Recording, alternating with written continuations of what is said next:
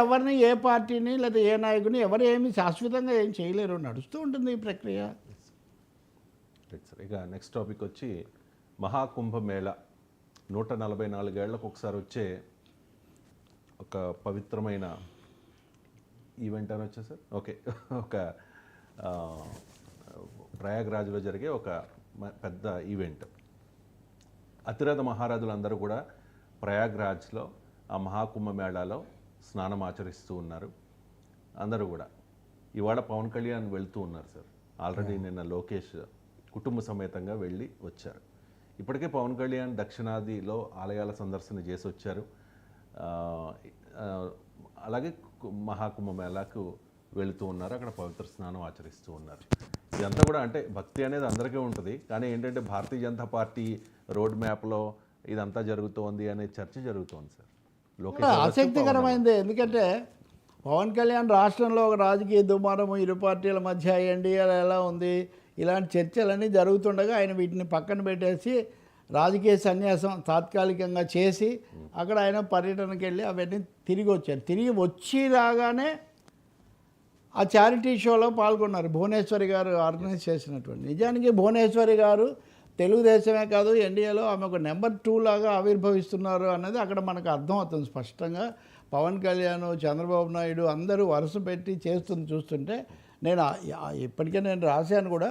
అధికారికంగానే తెలుగుదేశం వర్గాలు చాలా సన్నిహితులు చెప్పేది ఏంటంటే అందరూ చంద్రబాబు లోకేష్ నెంబర్ 2 అంటున్నారు, కానీ ఈ మధ్యలో నెంబర్ 2గా కొంత పాత్ర కీలక స్థానం భువనేశ్వరి గారు వహిస్తారు అని. అందుకనే ఆ యాత్రలో ఆ తలసేమియా మీద జరిపినటువంటి చాలా పెద్ద షో అది విజయవాడ దానికి. అక్కడ ఆమెను గురించి వాళ్ళందరూ చాలా గౌరవంగా మాట్లాడారు. మనం కూడా అభినందించవచ్చు, ఎందుకంటే తలసేమియా వ్యాధిగ్రస్తులకు చేయటం అది కాబట్టి. ఇక రెండోది మీరు ఇందాక చెప్పింది దక్షిణ దేశ యాత్రకు వెళ్ళినప్పుడు ఇప్పుడంతా పవన్ కళ్యాణ్ ఒక సనాతన వ్యూహము, సనాతన రహస్యం ఏంటో ఉంది దీని వెనుక అందరూ భావించారు.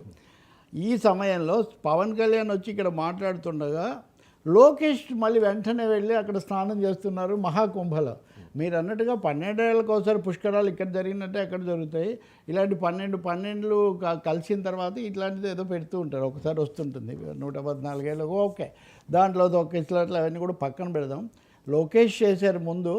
లోకేష్ తర్వాత పవన్ కళ్యాణ్ కూడా వెళ్తున్నారు అని తెలియగానే యోగి ఆదిత్యనాథ్ ప్రభుత్వం బ్రహ్మాండమైన ఏర్పాట్లు చేసిందని చిన్న తేడా కనిపిస్తుంది. అంటే పవన్ కళ్యాణ్ లోకేష్ మామూలుగా వ్యక్తిగత స్థాయిలో బ్రాహ్మణేతరు తర్వాత పిల్లాడు దేవాంశతో కలిసి వెళ్ళి చేసిన దానికిను పవన్ కళ్యాణ్ ఎన్డీఏలో ఆయనకున్నటువంటిది దేశవ్యాప్తంగా ఉన్న ఆరా దీని అంతటిని చూపించే ఒక ప్రయత్నం ఉన్నట్టుగా మనకు మీడియాలో కనిపిస్తుంది. అది బీజేపీ వ్యూహం కూడా కావచ్చు. లోకేష్ ఒక మంత్రి, ఒక ముఖ్యమంత్రి తనయుడు, కానీ పవన్ కళ్యాణ్ భారతీయ జనతా పార్టీ వాళ్ళ దృష్టిలో అందుకనే ఎవరికి ఇష్టమైనా లేకపోయినా ఇవన్నీ కూడా ముంజేతికి అంగడానికి అర్థమైందుకని కనిపిస్తున్నాయి.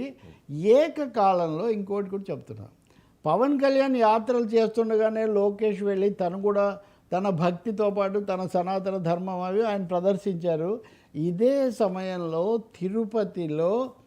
తిరుపతి కేంద్రంగా ఆలయాల యొక్క జాతీయ పర్యాటక కేంద్రంగా చేయాలనే ఒక పేరుతో పెద్ద సదస్సు జరుగుతుంది. ఈ సదస్సులో చంద్రబాబు నాయుడుతో పాటు మహారాష్ట్ర బీజేపీ ముఖ్యమంత్రి దేవేంద్ర ఫడ్నవీస్ అలాగే గోవా ముఖ్యమంత్రి కూడా పాల్గొంటున్నారు. సో పవన్ కళ్యాణ్కి ఏమాత్రం తీసిపోని స్థాయిలోనే చంద్రబాబు నాయుడు తిరుపతి సదస్సులో ఆధ్యాత్మిక ప్రసంగము దిశానిర్దేశం చేస్తూ చేసి ప్రతి రాష్ట్ర రాజధానిలో మేము బాలాజీ ఆలయం బ్రహ్మాండంగా నిర్మిస్తామని ఖచ్చితంగా చెప్పాలంటే జనసేనకు టీడీపీకి మధ్యలో ఒక సనాతన సమరం బీజేపీ ప్రారంభించిందని మనం తప్పకుండా చెప్పచ్చు. పోటాపోటీ ఇప్పుడు బీజేపీకి ఎవరి దగ్గర లేదా ఎవరు ఇదవ్వాలి, ఇందులో వెనక్కి పడిపోతామేమో అన్న ఒక పోటీ వాతావరణం వీళ్ళిద్దరి మధ్య కల్పించారు. అందుకే కదా 3 ఘటనలు చెప్తున్నాను. జస్ట్ ఒక 2 రోజుల వ్యవధిలో ఈ స్థాయిలో ఇప్పుడు యోగి ఆదిత్యనాథ్, ఇప్పుడు చంద్రబాబు నాయుడు ముఖ్యమంత్రి, ఈయన ఉప ముఖ్యమంత్రి.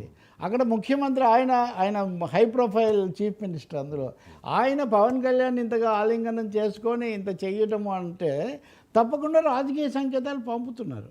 సో దక్షిణాదిన జనసేనలోకి ఎన్డీఏలోకి ప్రభుత్వంలోకి ఏ విధంగా ఈ సనాతన అన్నదాన్ని ఎలా అలా ప్రవహిస్తూ ఉందనేది మనకు అర్థమవుతుంది. ఓకే, భక్తి అంటారా, వాళ్ళ భక్తి వాళ్ళది, అందులో రెండో అభిప్రాయం ఏం లేదు. చాలామంది వెళ్ళారు, కొన్ని ఘటనలు జరిగి ఉండకుంటే బాగుండేది.